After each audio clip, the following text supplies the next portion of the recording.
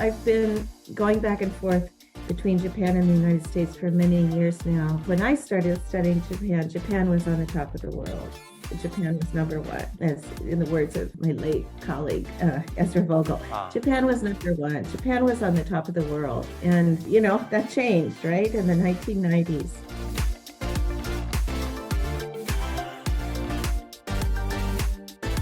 Those people in the United States have some bargaining power, many of them, bargaining power with their employers, and what they're bargaining for these days, of course they're bargaining for higher salaries, everybody does that, but they're bargaining for paid childcare leave and other benefits.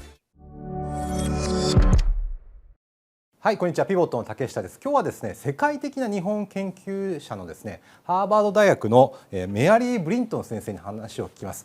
ブリントン先生はですね、最近この縛られる日本人という本を書いてるんですよね。本当にブリントンさん、スタンフォード大学を出てずっと日本を研究して日本を見つめている方なんですが、日本人は何かに縛られているという主張をしています。例えばですね、この育児休業とかを見ても男性の育児休業取得率というのはまだ日本では 13% なんですけど、実は制度とか法律はすごい整っているのに低いままだと、何かに縛られているというんですよね。例えばアメリカ人の場合は制度がそれほど日本ほど充実してなくても、例えば交渉して上司と交渉してパッと取っちゃうみたいな人もいるので、じゃあこの日米の違いは何かということをいろいろ分析している本です。日本人が縛られているというとちょっと刺激的な言葉なんですけれど、日本を愛して日本が良くなってほしいと思うがゆえの厳しい言葉が並んでいる本です。早速ですね、今アメリカにいるメアリー・ブリントン先生とつないでですね、話を聞いていきたいと思います。So, Professor Brinton, welcome to Pivot. Thank you so much. So, I just read your wonderful book, 縛られる日本人. I read it twice. Oh, thank you. And Thank what you. struck me in the beginning is it's a comment by Genda Yuji sensei, a labor economist famous in Tokyo University. So he says that it's 愛するがゆえの継承、世界的な日本研究者の声に耳を澄ませ。So it's like a warning because you're so fond of Japan. So could you tell our audience what made you interested in Japan at the beginning? Sure. So growing up in California and Colorado, I had no real exposure to any country in East Asia, but I went to university at Stanford. And at Stanford, I started studying linguistics. And I was very interested in, different languages and the structure of language. And then I happened to take a course on Japanese history, from Meiji Jidai onward. And I was so amazed at, what happened to Japanese society so quickly. I mean, now we think, it took 3 or 4 decades, but at the end of the 19th century. But really, Japan changed so fast and was so open to, influences from other parts of the world. And anyway, so I became, interested in Japan in my atama, just kind of intellectual curiosity. And then through a variety of circumstances, I was able to go to Japan for in the summer between my junior and senior years at Stanford. And I went to ICU for an intensive course in Japanese language. And I fell in love with Japan as soon as I arrived. So it was kind of strange because, I was an absolute complete foreigner. Again, I'd had no exposure to any Asian culture when I was growing up, but I felt very comfortable when I got to Japan. I felt psychologically comfortable. So it was kind of, it's unusual, but I think many gaijin, come to Japan and they either fall in love or they don't understand it at all and want to go home. So I was in the former category. I just was completely fascinated by what I could see of the culture, and the way people behaved and so forth. Now, ICU, of course, is a beautiful campus. Right. And very unusual because there's a lot of green open space. So I thought, oh, Japanese university campuses are so beautiful. I've changed my opinion on that. Not every Yeah. university like ICU. No, ICU is very unusual. But anyway, I came back for my senior year at Stanford, and I continued studying Japanese language intensively. And then I decided to get a master's degree in Japanese studies, which is, studying society, economics, politics, and so forth. And I did that at the University of Washington. And then I went back to Japan for more language study. And then when I lived in Japan for 1 year, when I was a little older, when I was in graduate school, I saw a lot of things I didn't like very well. And I realized, there are social issues that are very interesting to me. And Japan is much more complicated than I realized, of course, at the beginning. But I still felt, the strong attraction to Japan. So I wanted to keep going, and I kept going and got a PhD in sociology, really for the purpose of, Has Japan, being able to, yeah. Sorry, has Japan changed since you first landed in Japan and like the recent Japan? Of course. Oh, of course. Tremendously. But I think the speed of social change, or at least the speed at which Japanese people would like change to occur, is greater now. Because, I've been going back and forth between Japan and the United States for many years now. And when I started studying Japan, Japan was on the top of the world. Japan was number one. Yes.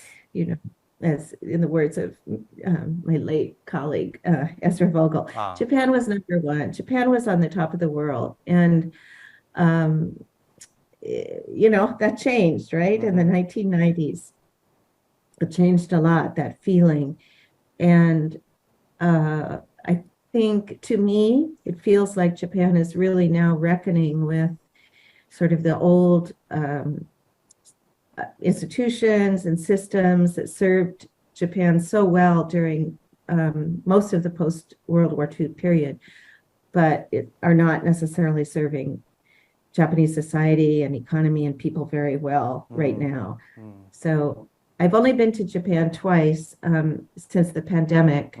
Restrictions were lifted. I couldn't go, of course. My colleagues and I couldn't go to Japan for about 2.5 years. But I see a desire on the part of many people for change to occur. So that's very interesting to me. Interesting. So in your book, you mentioned that you interviewed more than 80% people, Japanese people, and also people in the United States. And could you tell us about your experience and why you came up with the title 縛られる日本人, which means we are tied up in a rope. Yeah. Well, sure. Yeah. So I worked with a wonderful editor at Chuo Koron Shinsha, and we worked very closely together remotely. We had never met.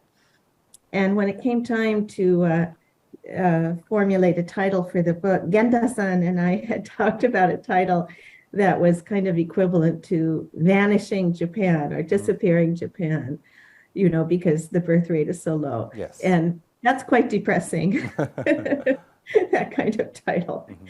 And my editor was so familiar with all of the content in my book by the time we finished working together, that he and the editorial board thought about titles, and this is a variation on one of the titles they proposed, and I immediately liked it a great deal because Kihang is not a word that's used very much in Japan, but the idea of social norms and how hard it is to break social norms is very, very important for Japanese society. The ability for individuals to decide not to do what everybody else is doing, to make their own choices. And, I talk about it in the book, being a kind of norm pioneer. Yes. Mm-hmm. It's very tough. It's tough in any society, but particularly in Japan. Mm-hmm. And I really identified that as one of the biggest stumbling blocks in social change in Japan. Mm. So Japanese tied up in knots by, feeling constraints because of the ways they should behave, given how people around them behave. Mm. So after you interviewed more than 80 people in their 20s and 30s, what was the most interesting thing you found out? In the first chapter of the book, I talk about the idea of family. Yes. Mm-hmm. And what it means in different societies. And although I knew this myself before I interviewed people, I found that Japanese people highly value family, but define it in a very, very narrow way. And that was really striking to me compared to Americans who think, almost anybody can become family. Right. Uh-huh. I think this is a fundamental distinction between the two societies. And, many years ago, I wrote a book with my very close friend, Yamagishi Toshio, who was a brilliant social psychologist. Yes. He passed away several years ago from cancer. But, our book was talking about how difficult it is for Japanese people to take risks and to kind of broaden their social circles and include more people in their to trust more people and let them into their kind of private sphere. And I really felt that in the interviews that, Japanese individuals said, yes, family, is basically two adults, male and female, yes, with one or more children. And, as you read in the book, Americans said, well, it includes our next door neighbors because we always have Christmas with them. Yeah. And, we could ask them for help when we need it and so forth. So, of course, this is just 80 interviews, right, in each country, as you said. So we can't say, oh, my gosh, America is this way, Japan is this way. But the contrast was very, very strong. It was kind of the feeling that in the United States, if you are fortunate, you feel like there are other people around you who can help you, right? And in Japan, not only in the questions about family, but in many other parts of the interview, there was a feeling that I got of a kind of isolation of the nuclear family. There aren't people, especially for men, of course, for younger men in their 30s and 40s, there aren't really very many people around them to talk to about much of anything except work, right? And it's hard for families to feel like they're, going through a lot of experiences that other people are going through. So that was very striking to me, this feeling of in Japan of kind of isolation of the family. And of course, as you know, I only interviewed people in the Osaka, Kansai region and Tokyo metropolitan area. So it's very much a book based on urban experiences in Japan. Yeah, it's interesting you mentioned family because as a Japanese, we tend to think that we respect family and we think we are a collective society. But when I read your book, I was surprised that Americans think even neighbors or your friends or even a dog as a family. Or if you think of a family, you think maybe even same-sex marriage is a family also. That's right. Yes. That's right. But Japan, and so in a way, Americans really value the concept of family. And I've had many Japanese friends, and acquaintances who've come to the United States, and spent some time here, and they comment on the same thing. They're surprised. And there's also a feeling in general in the United States that it's great to have children, and it's natural to be, to be out in public with children and so forth. And that feeling, in Tokyo has changed. Do you think that? Yeah. Yeah. So scholars argue that in Japan there's anshin and shinrai. So do you think? Yes.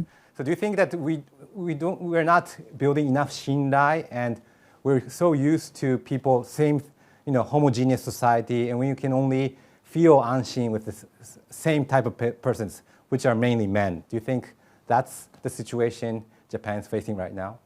I think it still is. I think it's changed a bit, but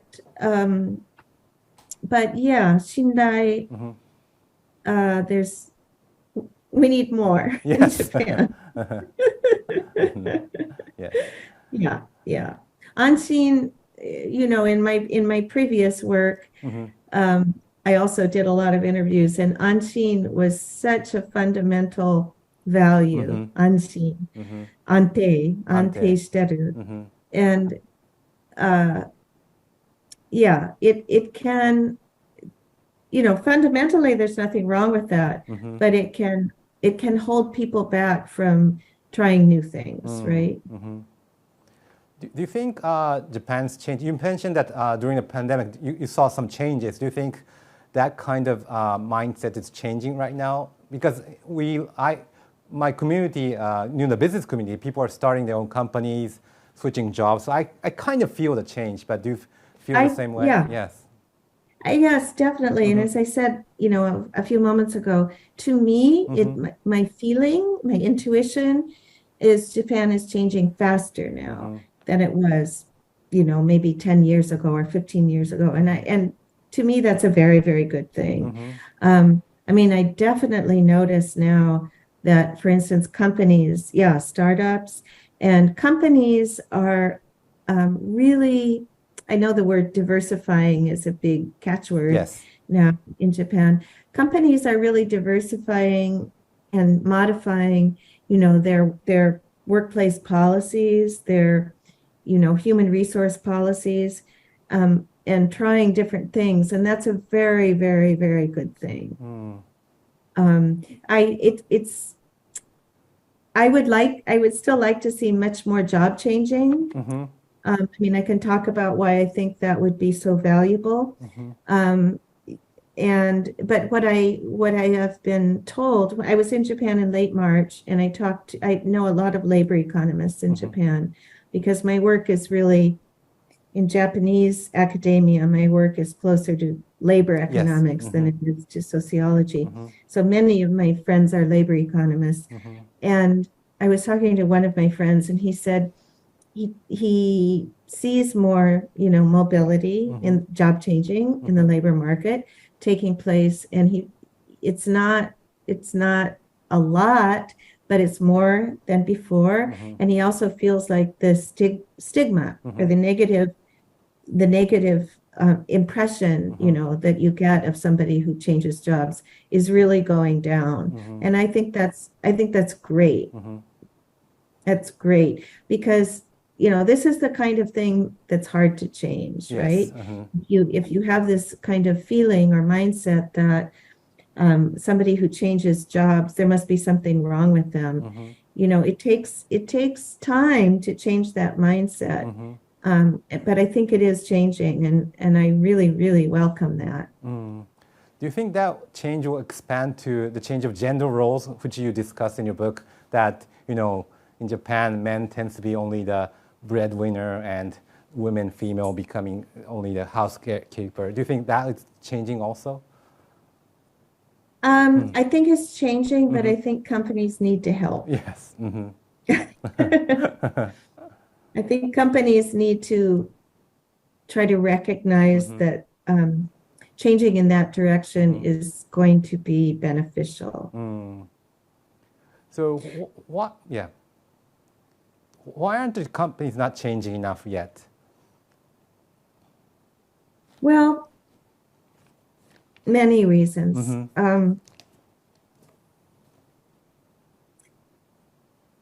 I am not a management specialist, you know, I'm not an organizational behavior scholar. However, I think in Japan there's a definite generational gap, of course, between, especially for men, men in their, as I said, late 20s, 30s, 40s, and the older generation of men. And I think to the extent that managers, kacho or bucho maybe in particular, are, say, in their 50s, I think it's hard for them to understand the mindset and, you know, the desire for different, you know, ways of living that younger men might have, because they didn't experience, you know, for instance, trying to be a very active participant in their family's life. Right. They didn't necessarily experience that. Some of them did, but they would have had to try very hard to do that, right, in that generation. And so I think it's hard for them to understand that younger men, not all younger men, but younger men might want to, you know, work somewhat fewer hours, be more efficient in their work, and leave the workplace at an earlier hour. Hard to understand that they might want to participate with their kids, you know, more than kind of conventional Japanese work style allows them to do. So I think that understanding is difficult. And of course, because to some extent, the seniority system still operates in Japanese companies, you know, it's usually going to be the case that managers are indeed older men, right? So this can make it a little difficult for companies to change. And also, you know, if somebody goes on childcare leave, the flow of work is disrupted, right? It is disrupted. Well, to me, that's a management issue. Yes, absolutely. Again, I'm not a management specialist, but, you know, there are ways of dealing with that. But if managers don't deal with it, you know, with skill, and aren't trained to deal with it with skill, then it's inevitable that the person who goes on childcare leave, whether it's a man or a woman, is going to come back into a resentful environment. You know, that other people have had to pick up their work while they've been out of the workplace for family responsibilities. And this just creates a vicious cycle of, you know, people don't want to value their work lives because they get punished in the workplace. I mean, their family lives because they get punished in the workplace. So there's a heavy responsibility on companies to try to adjust. And if I may keep talking for a moment, please. I think you know, in the United States, we're in a completely different situation, right? Because we don't have policies at the national level for paid maternity leave or childcare leave. We don't have affordable daycare. We just have terrible policies at the national level. Basically, almost no policies that support families, and especially that support families where both parents are working. So it's a very tough situation. But we have a labor market where people move around a lot, right? So the category of people that I studied, which admittedly is you know, a very fortunate category, highly educated people, right, in each country. Those people in the United States have some bargaining power, many of them, bargaining power with their employers. And what they're bargaining for these days, of course, they're bargaining for higher salaries. Everybody does that.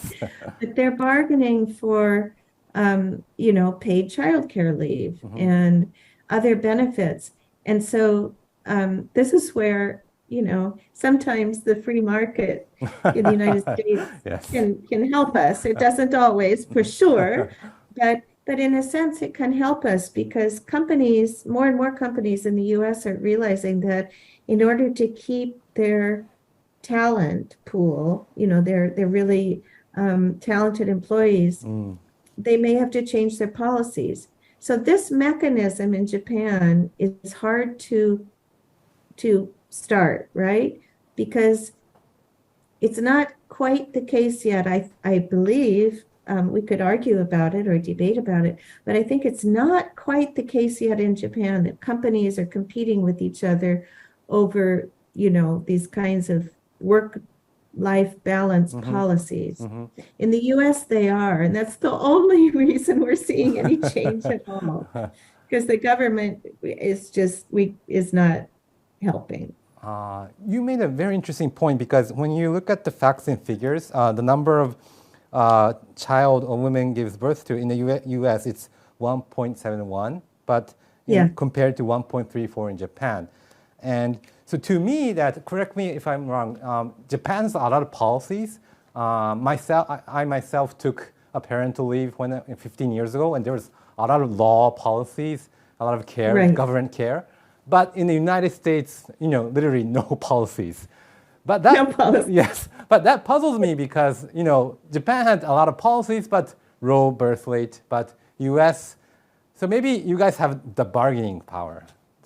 Is that the difference?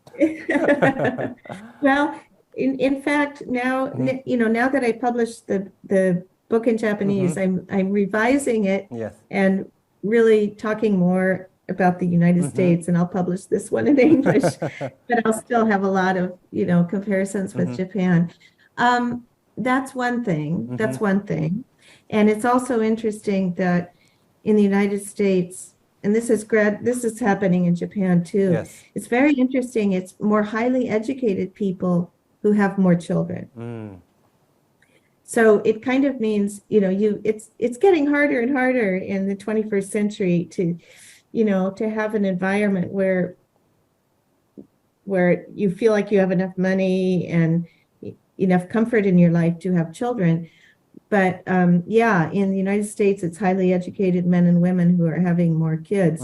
Now they have more money to pay for childcare, but they also do have more, as I said, and as you said, bargaining power. But so the way I'm writing the book in English is I talk about Japan exactly as you said. The policies are pretty good, quite good. The Japanese government has done a lot. I have some critiques, but we can get to. But the policies are good, but the social norms are still very rigid, right? So you can think of Japan as policies without an underlying base of social norms. And then the US, you can almost think of in the opposite way. Strong social norms that, by and large, that support the idea that, mothers and fathers both work and both also spend a lot of time with their kids. Those social norms have really become established in the US, but we don't have policies to support them. So, it's kind of the people at the top, people with money and with talent who can have kids and manage everything. The people at the bottom of the social class structure in the U.S. It's very tough. But that's true in Japan too. Right. Innovate in the human resource management area.